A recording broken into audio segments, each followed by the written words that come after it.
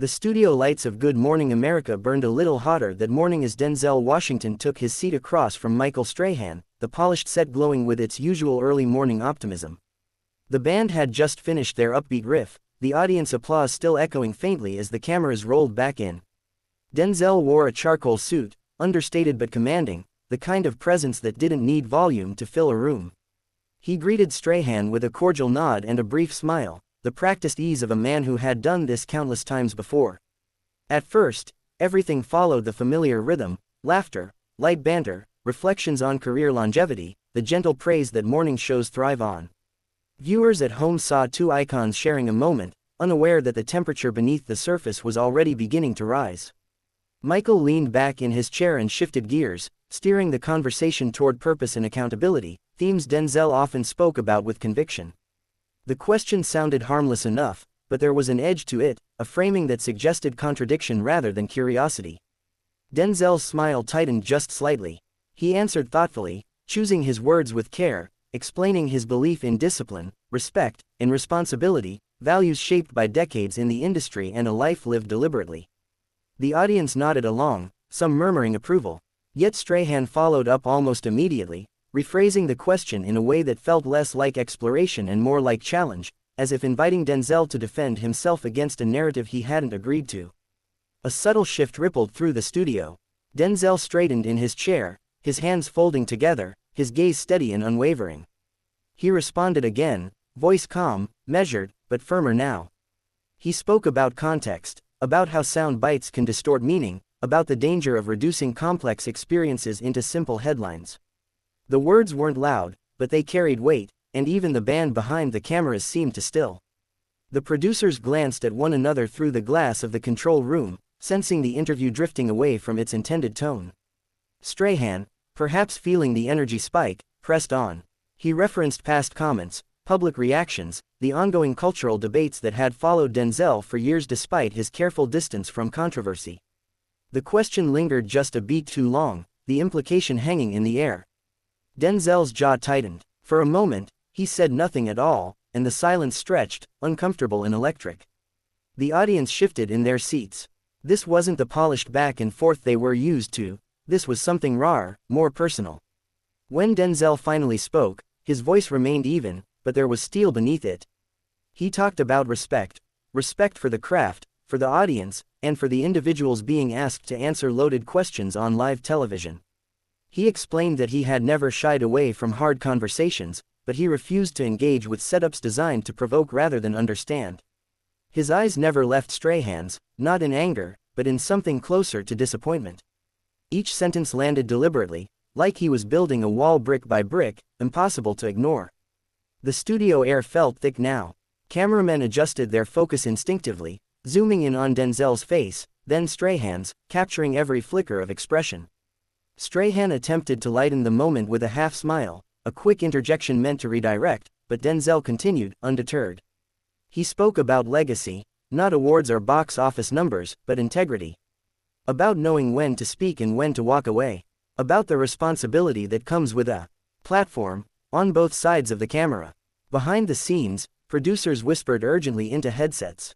The segment clock was ticking, and this was not how the rundown was supposed to go. One producer gestured frantically, signaling for a commercial break if needed. Another shook their head, hoping the exchange would settle on its own. But Denzel's words had taken on a momentum of their own, not heated in volume, but heavy with conviction. The audience, sensing they were witnessing something unscripted and rare, sat in rapt attention. Strahan tried again, this time more carefully, acknowledging Denzel's point while still attempting to salvage the question. But the effort only underscored the divide. Denzel leaned forward slightly, his elbows resting on his knees, his posture signaling that this was no longer a casual interview, it was a line being drawn. He clarified that he wasn't there to spar or to perform outrage for ratings. He was there to speak honestly, or not at all. The message was unmistakable. A hush settled over the studio, broken only by the faint hum of equipment. The applause sign flashed briefly, then went dark, unused. Viewers at home could feel it too, the shift from morning show comfort to something closer to confrontation. Social media, though still seconds behind, was already beginning to stir as clips were clipped and reactions formed in real time. As Denzel finished his thought, He leaned back, exhaling slowly. The calm returned to his expression, but the boundary remained firmly in place. Strahan nodded, clearly aware that the interview had crossed into dangerous territory. The planned segue to the next topic hovered unspoken between them, fragile and uncertain. In that suspended moment, before anyone stood or spoke of breaks or protocol, it was clear that the rest of the segment would never unfold as intended. Something had shifted irreversibly, and the consequences of that shift were already quietly taking shape just beyond the frame. Later that morning, the tension finally snapped, not with a shout or a dramatic gesture, but with a quiet decision made in real time. A producer's voice crackled through the earpiece, low but urgent, urging Michael Strahan to pivot, to wrap, to save what could still be saved. The red light on the main camera flickered for a fraction of a second as the control room debated whether to cut to commercial. On set, time seemed to slow. Denzel Washington glanced briefly toward the monitors, then back to Strahan, reading the room with the same instinct that had guided him through decades of performances and negotiations alike. Strahan cleared his throat and offered a conciliatory remark, something about appreciating honest dialogue and respecting differing perspectives. His tone was careful now, measured in a way that betrayed how quickly the situation had escalated beyond the comfort zone of morning television. Denzel listened, nodded once, then rose smoothly from his chair. There was no anger in the movement, no flourish meant to provoke applause. He simply stood, adjusted his jacket, and said, quietly but clearly, that he believed the conversation had reached its end. He thanked the audience, offered a polite nod to the hosts, and stated that he wouldn't remain in a space where respect felt conditional. For a heartbeat, no one moved. The audience didn't know whether to clap or stay silent. The band sat frozen, hands hovering over instruments. Strahan half rose from his seat, instinctively trying to keep the moment from tipping further, but the decision was already irreversible. A stage manager stepped into view, gesturing gently toward the exit. Denzel followed without hesitation, walking past the cameras with a calm dignity that made the moment feel heavier than any outburst ever could. The cameras finally cut to a wide shot, then abruptly to a commercial break that came too early and too suddenly. In living rooms across the country, viewers stared at their screens in disbelief, replaying the last few seconds in their minds. Something about the exit felt historic, not scandalous, not chaotic, but definitive. This wasn't a celebrity losing control. This was a man choosing control.